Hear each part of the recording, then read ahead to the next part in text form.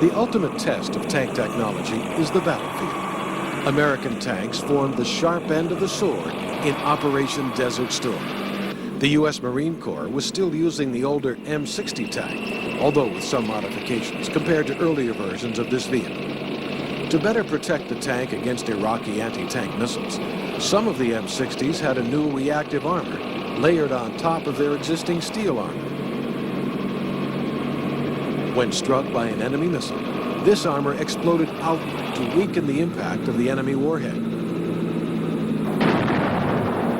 Army tank battalions in the Gulf were equipped with the new M1 Abrams tank, which had first entered service a decade before. The latest model, called the M1A1 Heavy Armor, enjoyed many advantages over the older M60. The Abrams night fighting equipment allowed American tankers to engage and destroy Iraqi tanks long before the Iraqi tankers could even see the Americans. The relentless speed of the attack, made possible by the Abrams' new turbine engine, made it impossible for the Iraqi commanders to react quickly enough to American maneuvers. And the new armor, bolstered by an added layer of dense uranium metal, proved very effective. The stunning victory of American tankers against the Iraqi army was a vindication of the new tank technology, but it was also a proving ground for the tankers, their training, and their tactics.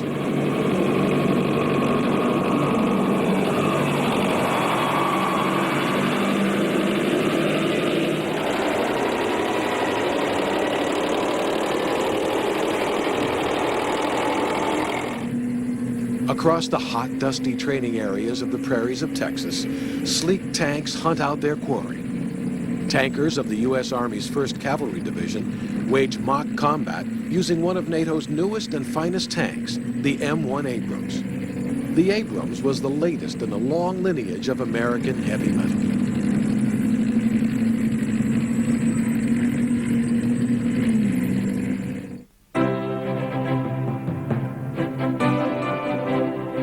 The first American tank units were formed in France in 1917, commanded by a little-known Colonel George Patton.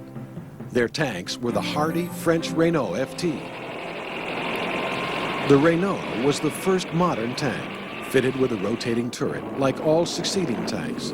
It was very unlike the more ponderous land ships of the British Army, though the American Army had a battalion of these as well.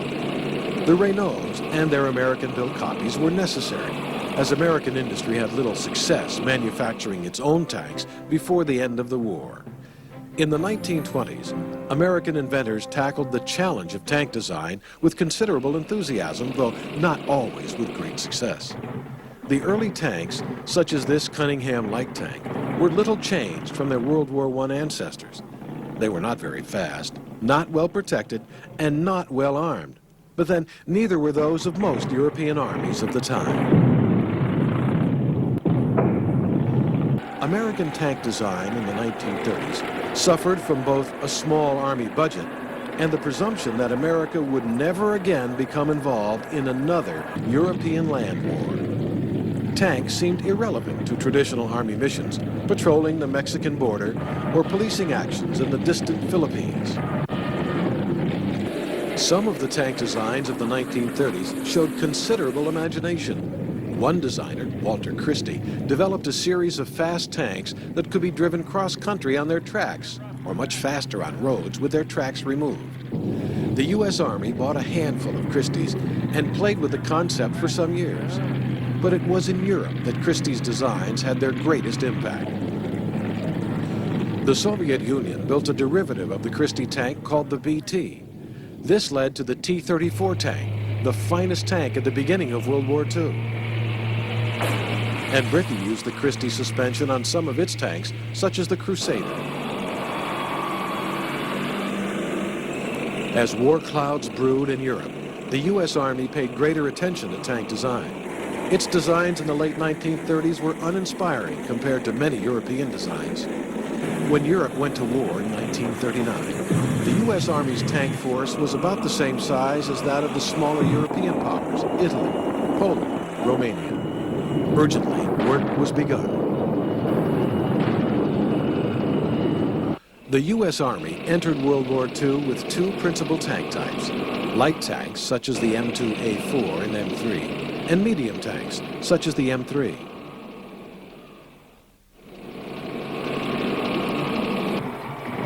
The M3 medium tank used an unusual configuration, with its main 75mm gun in the hull and a smaller 37mm gun in a separate turret.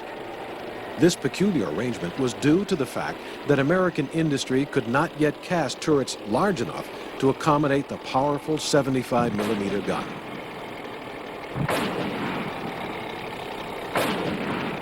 The idea for the M3 medium tank's gun arrangement came from the French Char B tank, one of the most powerful tanks in the world in 1940.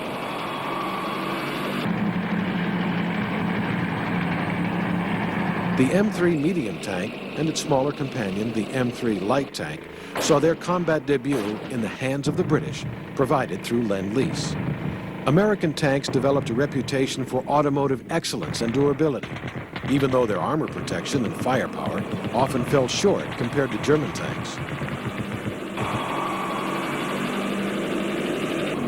A new tank was on the drawing boards, the M4, better known as the Sherman.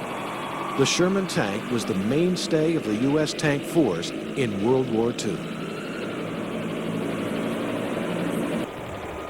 The Sherman was a good tank in 1942 and 1943 when it first entered service, but the U.S. Army was not prepared for how rapidly German tank development was progressing.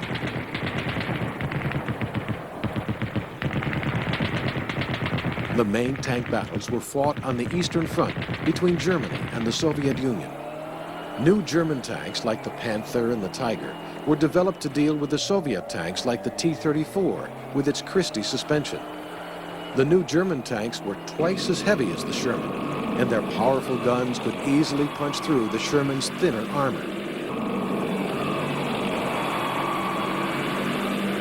By the time that the U.S. Army faced its greatest challenge after the Normandy invasion in 1944, its Sherman tanks were outgunned by the better armed Panther and Tiger. Even the improved version with its 76mm gun could barely penetrate the German tank's thicker armor. Fortunately, the German tank force was weakened considerably by Allied air power. Large-scale tank battles of the type seen on the Eastern Front were a rarity on the Western Front.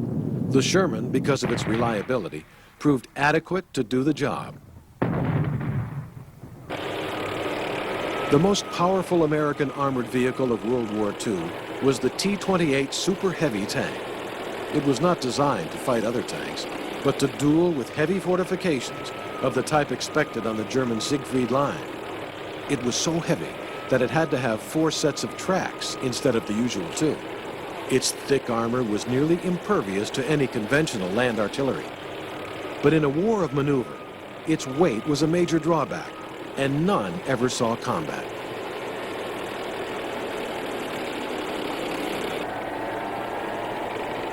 The shortcomings of the Sherman led to the development of a new tank to replace it, the M26 Pershing.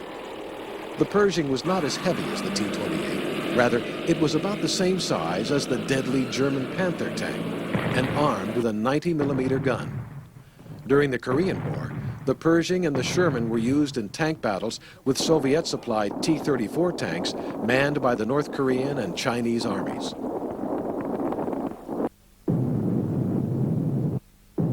The appearance of Soviet heavy tanks, such as the Joseph Stalin III tank, prompted the U.S. Army to design even heavier tanks. But like the T-28, these also faded into obscurity.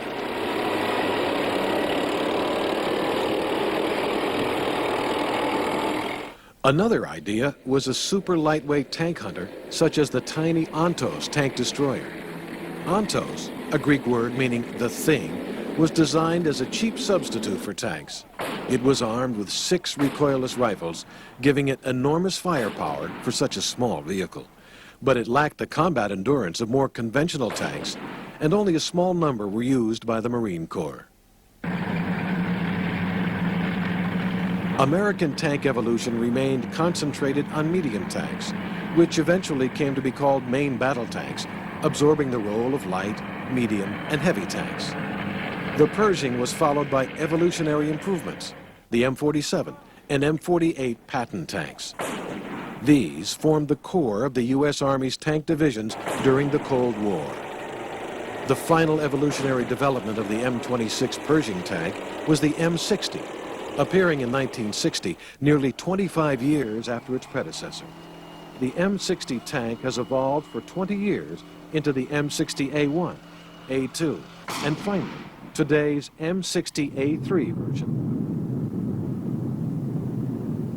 The M60A3 is fairly typical of the modern main battle tank. Let's take a look at the crew of a modern tank and their functions.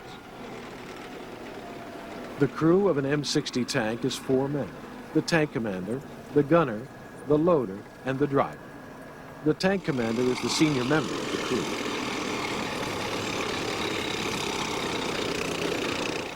The tank commander is responsible basically for everyone in the tank, for the safety, and ensure the gunner, and you lay the gunner on his target.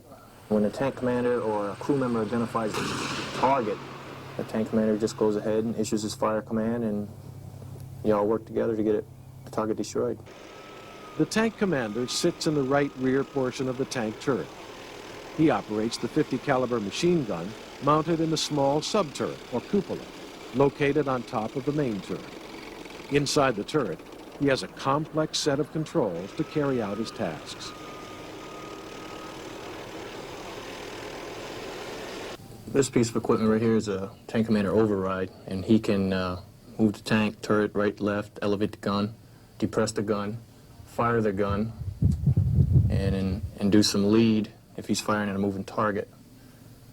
This piece of equipment is the night sight. It's an extension from the gunner's night sight, so he can see exactly what the gunner's seeing at night or during the day, because sometimes this sight works a lot better than your daylight sight. This piece of equipment right here is a laser rangefinder, and what it does is it sends a laser out, reflects off the target, comes back, and it will give you your range. This piece of equipment here is your .50 caliber night sight. It's a passive elbow. This is your .50 caliber day sight. The passive elbow will gather the ambient light source, and it gathers it, and it makes it that much more brighter, whereas the thermal sight is based on temperature contrast. A human being has much more heat than a tree, and at night, this system will basically take that and reflect it on almost like a television screen in there, and it's all done with electronics, and it's very, very well defined, and that's why the Army's gone now and said that this will be your primary sight from now on, even during the day.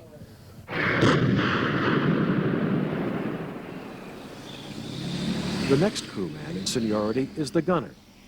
The gunner sits in front of the commander and operates the main 105mm gun on the tank commander's instructions. He controls the elevation and traverse of the main gun and operates its many other features, including the stabilization system and laser rangefinder.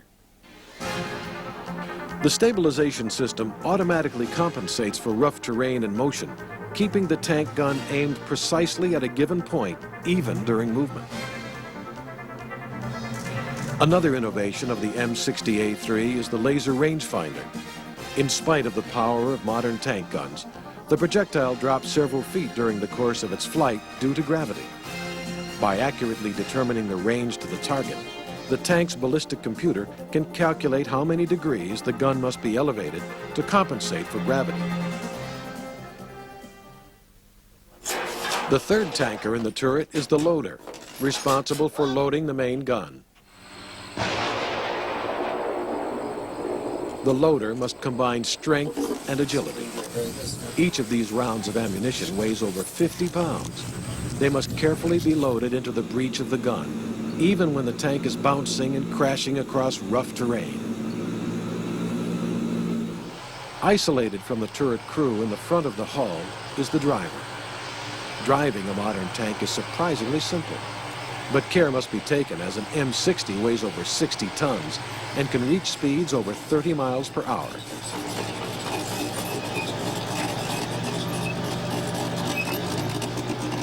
The essence of tank tactics is teamwork. Every member of the crew must perform flawlessly for the tank to survive on the modern battlefield. The U.S. Army expects that its tank crews will be able to get off 3 rounds of accurately aimed fire in the first 15 seconds of combat.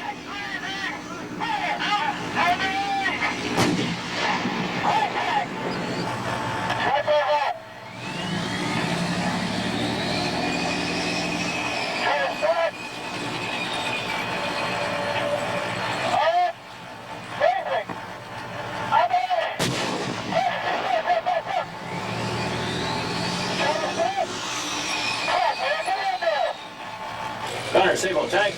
Identified.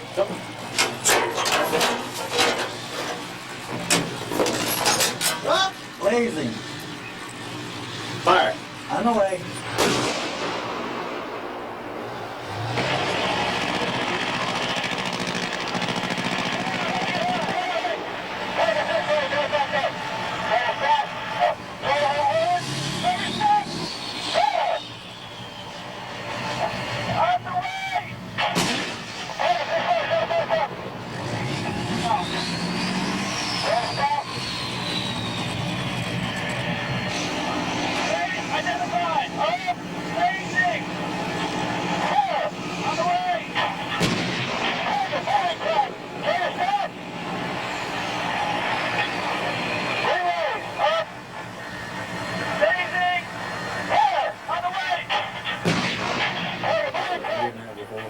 By the early 1970s, the M60 tank was being outclassed by newer Soviet tanks.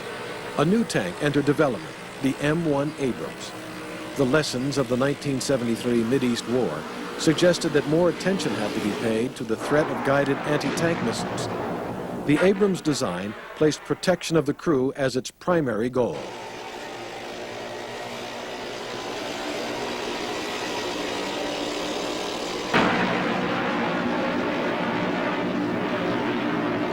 Chobham armor, first developed in Britain, provided a major advance in defeating the missile threat. If the tank is penetrated by enemy fire, the greatest risk is posed by the tank's own ammunition. In the Abrams, the ammunition is positioned in a special compartment at the rear of the turret, separated from the crew compartment by special blast doors. If the ammunition is ignited by an enemy projectile, the explosion is vented upwards, away from the crew, through blowout panels. This once secret test footage is a remarkable demonstration of this feature. In spite of the conflagration in the rear of the turret, the blast doors protect the crew from the fire. The other key aspect of the M1's design is its weapon system. The main gun itself is only one element of the overall weapon package. Tanks appear to be crude, cast-iron monsters, but their insides are crammed with high-tech, solid-state electronics designed to operate in the gritty environment of the modern battlefield. Previous generations of tanks had to halt to fire. The M1 and other modern tanks can fire on the move. The turret stabilization system keeps the gun aimed at the same point, no matter how much the tank is jostled around by the rough terrain. The M1 is really effective with the stabilization system, which is built in, whereas on the old tanks it took a lot of short halts where you stop, move, and stop, move. Of course, with the M1, you can continue to ride anywhere from 30 to 35 miles per hour and fire and get a first-round hit. The first version of the Abrams, the M1, is armed with a 105mm gun. The newer M1A1 version has a more potent 120mm gun. The Abrams Advanced Electronic Gun Fire Control System gives it incredible accuracy at ranges over 1 mile. A muzzle reference system measures barrel warp caused by the heat of repeated firings. A wind sensor checks for crosswinds that would cause a projectile to go astray. A laser rangefinder accurately measures the distance to the target to within inches to ensure precise aiming. The data from the tank's advanced sensors are rapidly absorbed by a ballistic computer with little attention from the gunner. The Canadian Army Trophy Shoot was held every 2 years to test the abilities of NATO tank crewmen. In 1987, the M1 demonstrated the effectiveness of its advanced fire control system by beating all previous records for rapidly engaging and destroying its targets. The advanced electronics are easier to use than the mechanical systems used in previous generations of tanks. Tank crews are now expected to hit their targets much more quickly and with greater accuracy than in the older generations of tanks.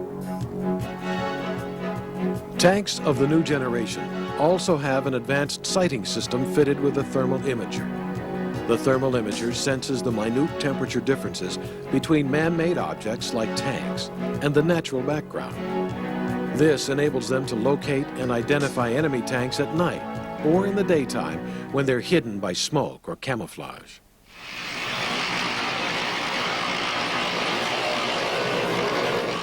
Although the Abrams is America's most famous tank, light tanks have been developed for the export market. One of the more successful has been the Cadillac Gage Stingray. The Stingray is armed with a 105mm gun, but it is more lightly armored than the Abrams. The Stingray combines lightweight with impressive firepower.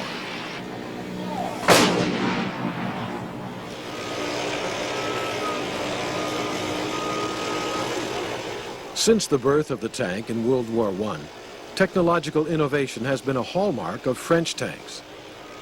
Let's take a look at why the French armored force has been at the forefront of armored technology.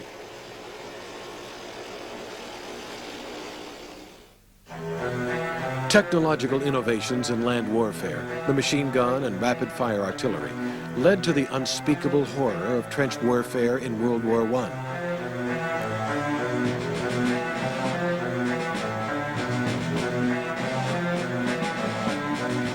Some far-sighted military officers realized that the best antidotes to these innovations were other technological innovations. Armor was needed to protect the soldier from enemy firepower. Mobility was needed to overcome the stalemate of trench warfare. And guns were needed to overpower enemy defenses.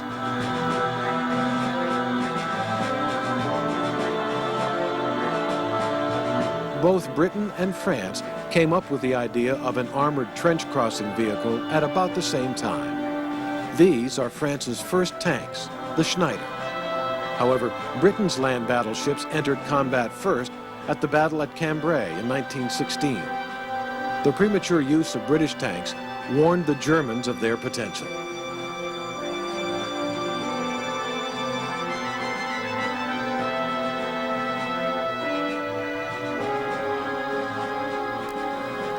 The first French tanks, the Schneiders, entered combat several months after the first British tanks. By the time of the 1917 battle on the Chemin des Dames, the German artillery was ready for them. The results of the first French tank attacks were tragic.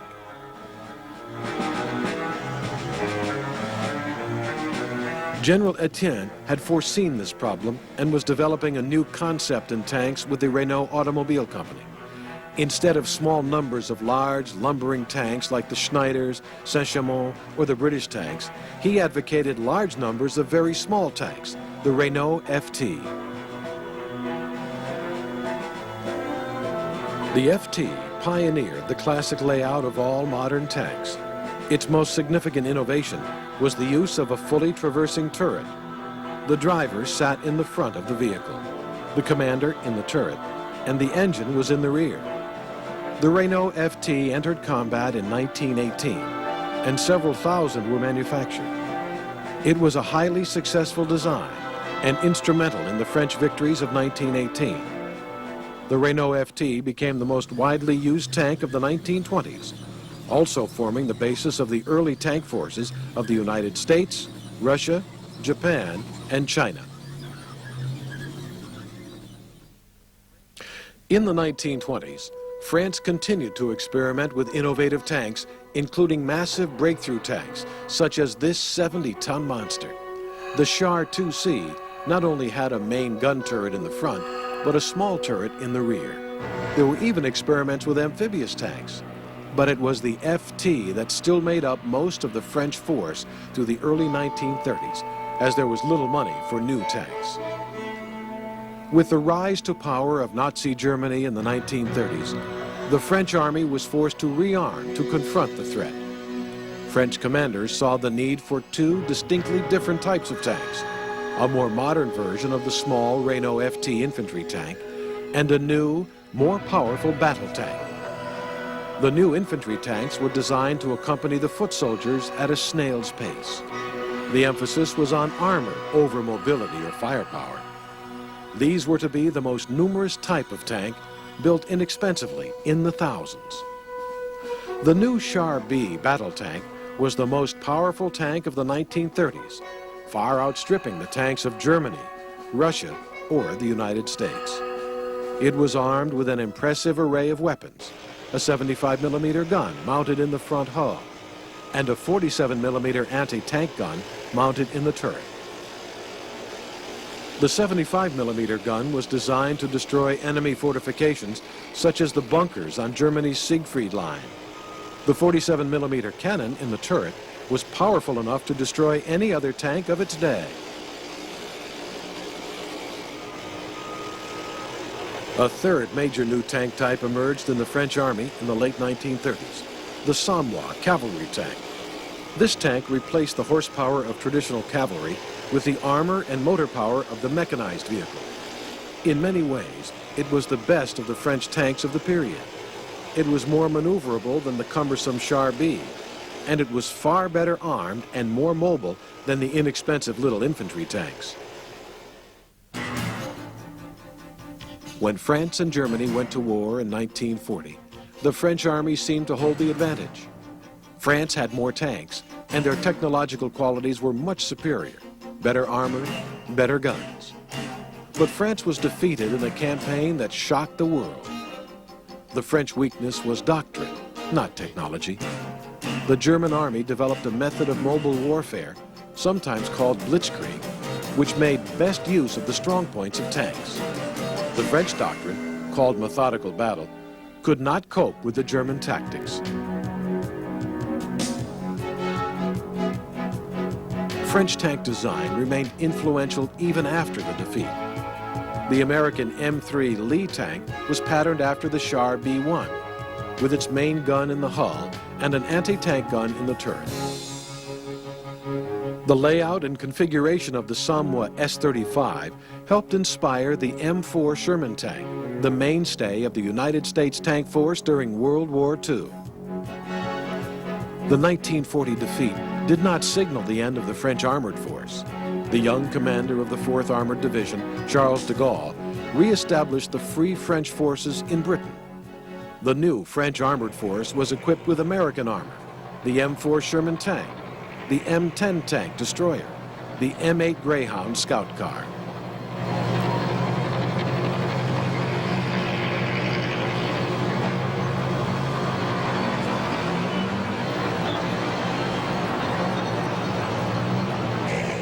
In the years immediately after the war, the French army relied on American armored vehicles until French industries could be rebuilt. The M47 Patton tank was the mainstay of the French tank force through much of the 1950s. In the 1950s, French designers attempted to re-establish their reputation as innovators in armored vehicle design. The most impressive and successful light tank of the 1950s was the AMX-13. The designers mated the powerful gun used on the wartime 45-ton German Panther tank on a much lighter 15-ton tank. To keep the tank small, the designers fitted it with an automatic loader for the gun. The AMX-13 was the first tank to use such a system, and they're only now becoming common on other tanks. The first successful French battle tank of the post-war years was the AMX-30. The AMX-30 design pioneered the smoothbore tank gun. Conventional tank guns are rifled, imparting a spin to the projectile as it's fired down the tube. This presented a problem with new anti-tank munitions, such as shaped charge rounds. The French designers were the first to surmount technical problems with smoothbore guns, resulting in the 105mm gun on the AMX-30. In recent years, smoothbore guns have become standard on main battle tanks around the world, including the German Leopard 2, and the American M1A1 Abrams. The AMX-30 still serves with the French tank force in an improved version, the AMX-30B2, which incorporates many new features, including a highly effective thermal imaging night sight.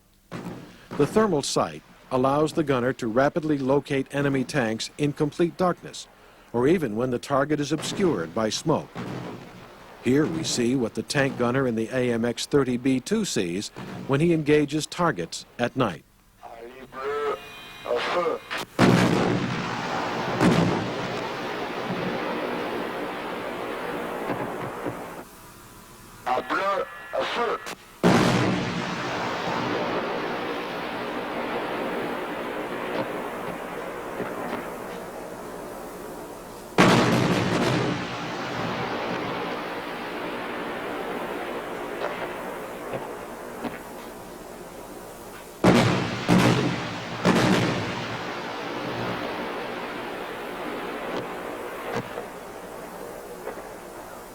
The AMX-30 has proven to be a versatile vehicle suitable for other roles. A self-propelled artillery version has been built on the chassis, called the GCT 155mm. This vehicle substitutes a high-powered 155mm artillery piece for the normal tank gun. The GCT's new gun can hit targets over 20 miles away.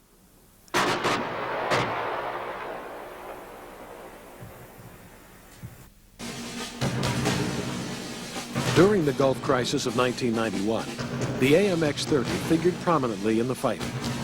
The AMX-30 formed the basis of many tank units in the Gulf, including Saudi Arabian and Qatari tank units. During the January Iraqi offensive against the Saudi town of Khafji, Qatari units played a critical role in repulsing their attacks. The rapid and bloody riposte of this attack was the last offensive action by the Iraqi forces during the war. In western Saudi Arabia, French troops of the Daghe force prepared to assist the multinational coalition in the liberation of Kuwait.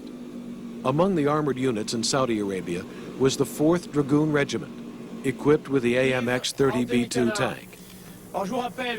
Here, the 4th Regiment conducts desert training maneuvers a few days before the Desert Storm offensive against Iraq.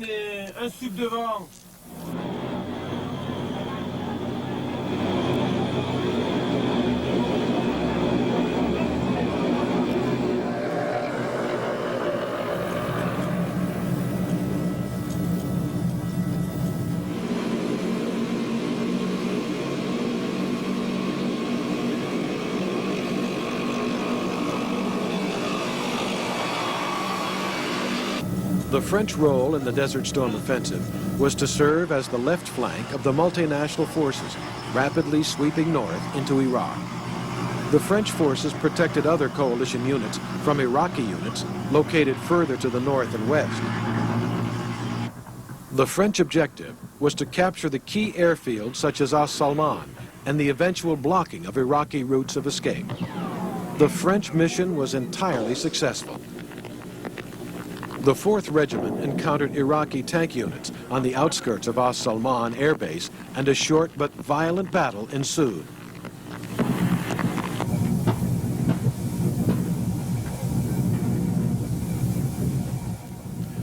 While the AMX-30 proved to be more than capable of dealing with its Iraqi adversaries, by the 1990s, its design was a bit long in the tooth. Its armor was not up to the standard of the new American, British, and German tanks. But a new design was already underway, the AMX Leclerc.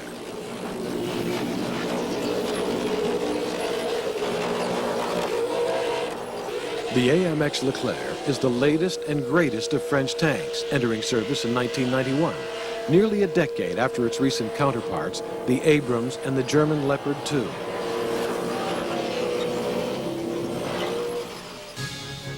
Its designers investigated a number of novel turret and gun configurations, finally settling on a conventional turret, but with many advances in the gunfire control system and a computerized system for command and control.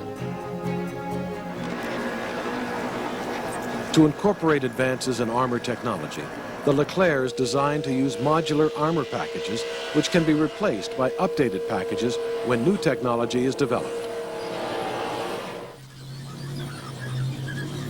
When the conceptual design was completed, the fabrication of testbed vehicles began. These are automotive testbed prototypes, used to examine the engine and suspension. The turret is not fitted, and instead, special instrumentation is used in its place to monitor the performance of the vehicle. Once problems are resolved, the production model begins to take shape.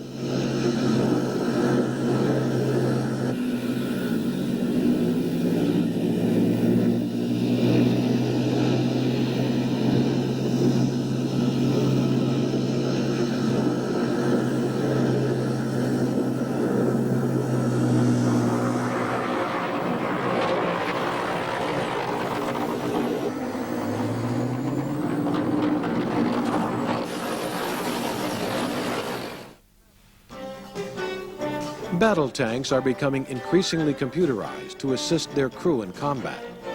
The Leclerc was the first tank to be built around a centralized digital electronics architecture.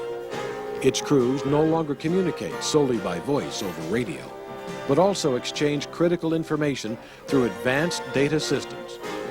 With the assistance of advanced sensors, digitally obscured in this once sensitive test footage, a digital onboard computer allows the Leclerc to communicate automatically with other tanks in the unit and its headquarters. Each tank can send or receive digital data.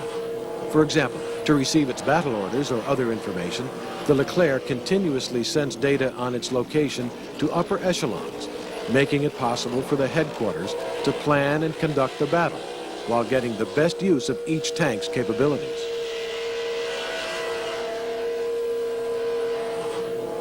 The Leclerc has tremendous firepower and fighting capability. Its powerful 120-millimeter gun is bolstered by a sophisticated auto-loading system, allowing rapid firing even under hostile conditions. France pioneered the autoloader, and the Leclerc was the first Western European main battle tank to include this feature.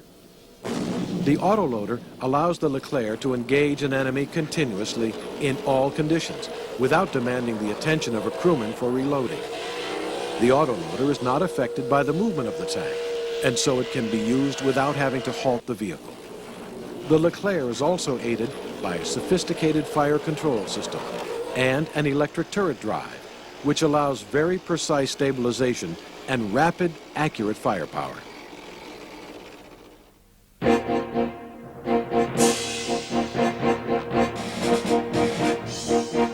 The calm of an early December morning along the inter-German border is disturbed by the growl of tank diesels. A German panzer battalion churns the fresh snow in a sleepy pine forest.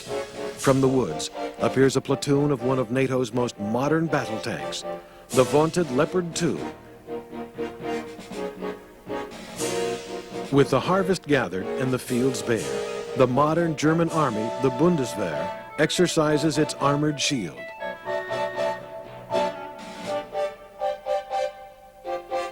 Tanks were the spearhead of the German Blitzkrieg in World War II.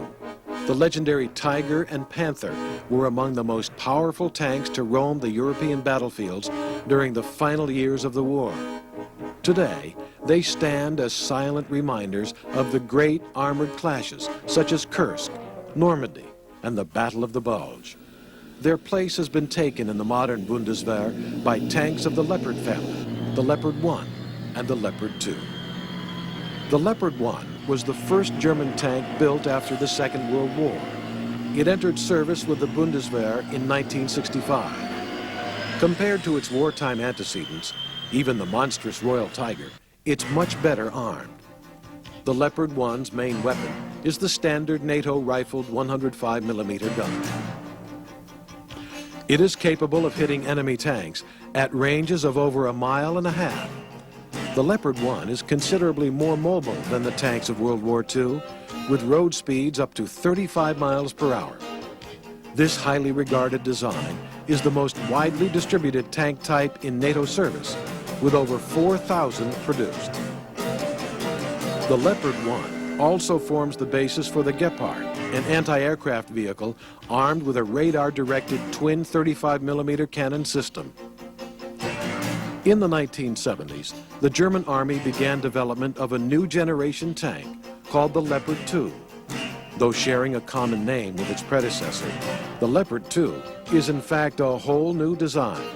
Like the M1 Abrams and British Challenger, the Leopard 2 is protected by a thick hide of advanced armor. Its frontal area is nearly impervious to the deadly threat of anti-tank guided missiles. A 120mm smoothbore gun forms the sharp teeth of the Leopard 2. This gun spits out a 20-pound metal dart projectile at speeds of over a mile per second. This same gun was later adopted on the American M1A1 Abrams tank. Precision is ensured by a laser rangefinder. To keep the gun pointed accurately during high-speed travel, it's stabilized by a high-performance system. The effectiveness of this sophisticated network of gun and sensors has been demonstrated time and time again by success at the Canadian Army Trophy Shoot. This competition pits NATO's best tank crews against a challenging array of targets. Dutch and German Leopard 2 units have often emerged on top.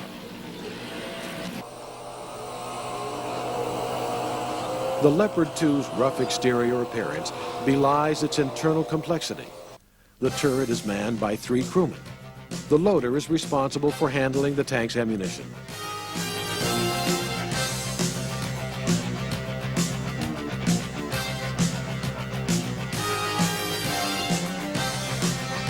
The gunner aims the 120mm gun and operates the sophisticated computer-aided fire controls. The commander acquires targets and directs the rest of the crew in their duties.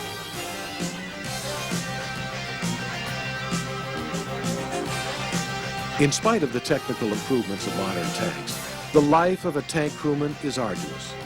There is ammunition to be loaded, and there are a host of other chores to keep a sophisticated machine like the Leopard 2 in good operating condition. Tanks are expensive to operate in peacetime. A tank will wear out a set of tracks every 2,000 miles, and they cost over $50,000 for a new set. Electronic simulators can help reduce the cost of training of tank crews by as much as 60%. The Leopard series uses a simulator to train new drivers. Driving a 65-ton tank at 40 miles per hour requires special skills. The simulator is linked to a scale terrain model, and the computer provides the trainee with a realistic image of the countryside. Future systems will use computer-generated images. Once the driver completes basic training on the simulator, he transfers to special training tanks for hands-on experience. Special training tanks reduce the wear and tear on actual combat tanks and are less expensive to operate. The new generation of main battle tanks is the fastest on record. High combat speeds make the vehicles difficult to hit during fighting.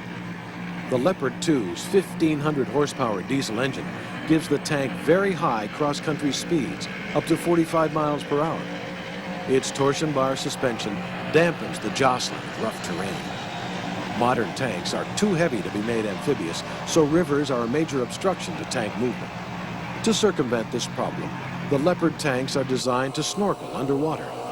The crew seals the vehicle and then employs a special tube device to provide air to the engine and crew.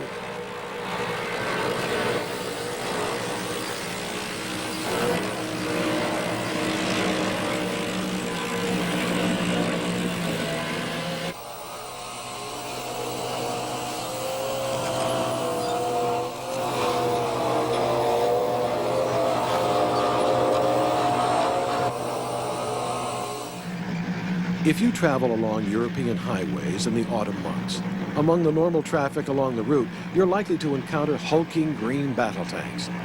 With the harvest in, the tanks begin emerging for their seasonal war games. NATO wages its war games through the winter months. The Blue Army and the Orange Army engage in mock combat, practicing for a war they hope will never come. Northern Germany was long home for the British Army of the Rhine, now relocated back to Britain. The mailed fist of the British forces for the past 2 decades has been their impressive pair of battle tanks, the Chieftain and Challenger. Britain was the pioneer of tanks. The British Army introduced tanks to the battlefield in 1916 and has played an important role in their development ever since. The Chieftain is the older of the current pair of tanks and was introduced into service in 1966. At the time of its initial deployment, the Chieftain was the most heavily armed and most heavily armored of all NATO main battle tanks. Most NATO tanks of the 1960s and 70s were armed with a British-designed 105mm gun.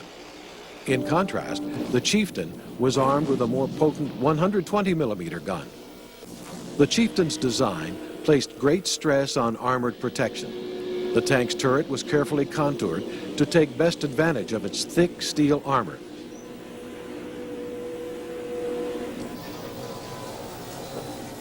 In the 1970s, a team of engineers at a British Army research center near Chobham, England, developed a radically new type of tank armor. The new armor was codenamed Burlington, but it's become better known as Chobham armor, after the location of the research establishment which developed it. The new Challenger is the first British tank to incorporate this highly effective protection. The exact configuration of this armor remains a closely guarded secret, but it's believed to consist of complex layers of metal and advanced ceramics. It makes tanks nearly invulnerable to frontal attack from deadly anti-tank guided missiles.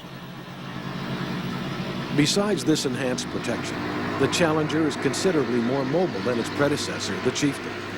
It's powered by a 1,200 horsepower Perkins Condor diesel engine, which gives it speeds of up to 35 miles per hour. The advanced hydropneumatic suspension gives the tank a smooth ride, even over obstructions in rough terrain. One of the most important advances in tank design over the past decade has been in gunfire controls, which permit the tank to fire on the move. The heavily armored turret weighs 20 tons, yet it must be moved with extreme precision to hit targets a mile or more away. These tests on a turntable provide the clearest example of this critical feature. Currently entering service is a more advanced version of the Challenger, the Challenger 2, with even more sophisticated fire controls.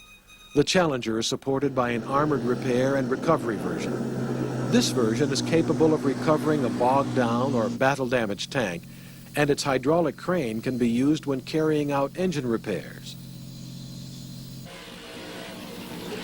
Britain has always played a prominent role in supplying tanks to armies overseas. But there are often restrictions on the export of the latest tank design due to highly secret technologies involved. Also, many armies in the developing world cannot afford the highly complex and expensive tanks adopted by NATO and desire a less elaborate tank. So, besides manufacturing the Challenger for the British Army, Vickers Defense Systems has also designed tanks specifically for export. The Vickers Mark 7 is an example of British-German industrial cooperation, with a Vickers-designed turret and Leopard 2 hull supplied from Germany. The Vickers Mark 7 has advanced solid-state fire controls capable of hitting moving targets at long ranges. The Vickers Mark 3 is the latest evolution of the Vickers main battle tank. Earlier versions serve in the armies of India, Kuwait, Kenya, and Nigeria. Some armies desire a lighter and more mobile tank with less armor protection, but a high level of firepower. This has led to an interesting British-American venture, the VFM-5 light tank, with a Vickers turret and an FMC hull.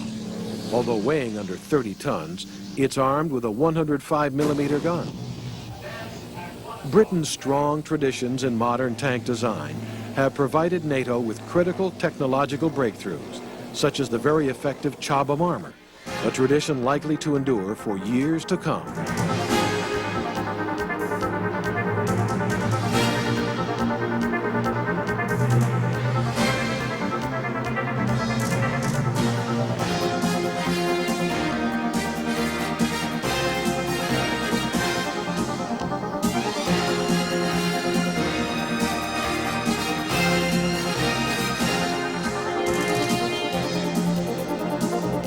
The battle tank is an awesome combination of firepower, armored protection, and cross-country mobility. The tank remains the central element in all major armies, from the hot desert sands of Arabia to the snow-covered plains of Central Europe. For the foreseeable future, the main battle tank will provide the heavy metal firepower for all modern armies.